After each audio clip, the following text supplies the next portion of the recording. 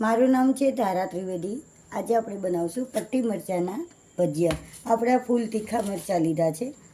હવે આપણે આની અંદરથી તીખાશ કાઢવા માટે પહેલાં મીઠું એડ કરશું। થોડુંક મીઠું વધારે નાખવાનું છે અને લીંબુનું 1 વાટકી આપણે રસ લીધો છે, એમાંથી આપણે થોડોક રસ આમાં નાખી દઈશું।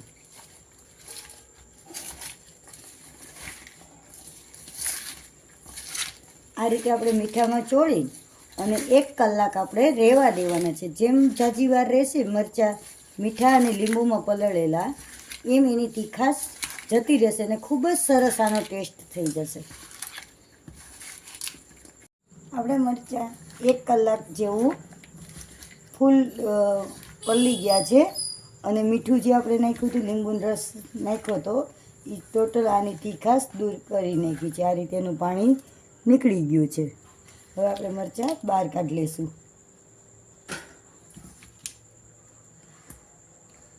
ચોમાસામાં ખૂબ જ મજા આવે છે પટ્ટી મરચાંના ભજીયા। હવે આપણે આ મરચાં પાછા કઢાઈમાં લઈ લઈશું। પહેલાં આપણે મીઠામાંથી પલાળેલા હતા, એટલે હવે જોતું પૂરતું જ મીઠું નાખવાનું છે, વધારે નથી નાખવાનું।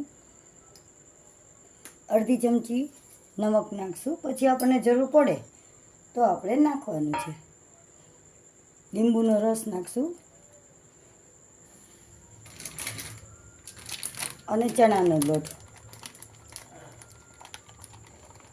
ચણાનો લોટ આ રીતે કોરો જ એડ કરવાનો છે અને પાણીનો બિલકુલ ઉપયોગ નથી કરવાનો, જરૂર પડે તો જ થોડુંક નાખવાનું છે।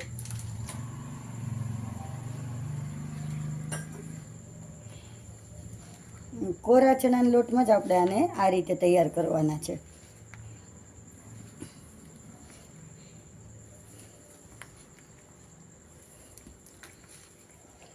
પટ્ટી મરચાંના ભજીયામાં જેમ લીંબુ હોય ને એમ જ મરચાં સારા લાગશે।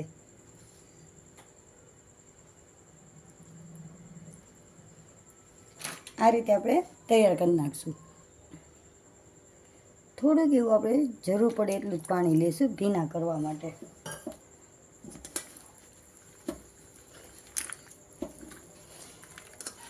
લોટ એકદમ મરચાંમાં સેટ થઈ જવો જોઈએ।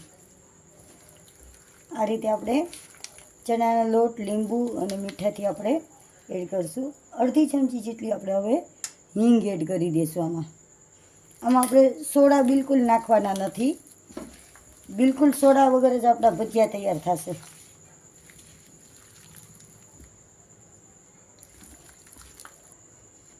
આપણો ચણાનો લોટ મરચાંમાં એકદમ સેટ થઈ ગયો છે। પાછા આપણે આને 15 થી 20 મિનિટ આપણે આમનું રહેવા દઈશું, પછી તળવાના છે, તરત નહીં તળવાના, તો જ મરચાંનો ટેસ્ટ એકદમ સરસ આવશે। હવે આપણે ગેસ ઉપર તેલ ગરમ કર્યું છે।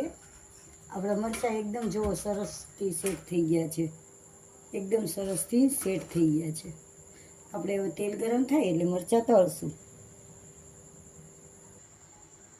હવે આપણું તેલ એકદમ ગરમ થઈ ગયું છે। આપણે હવે પટ્ટી મરચાંના ભજીયા તળવાનું આ રીતે ચાલુ કરશું। એક આપણે તળવાના છે આ રીતે।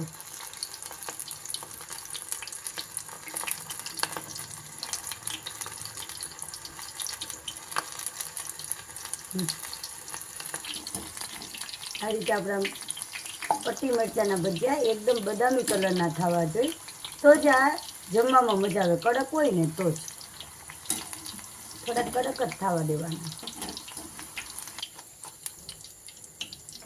એકદમ સરસ મજાના આપણા ભજીયા તૈયાર થઈ ગયા। તૈયાર છે આપણા પટ્ટી મરચાંના ભજીયા અને દહીંની લીલી ચટણી સાથે દહીં કરી છે, એની સાથે તો વરસાદની ઋતુમાં જમવાની ખૂબ જ મજા આવે છે।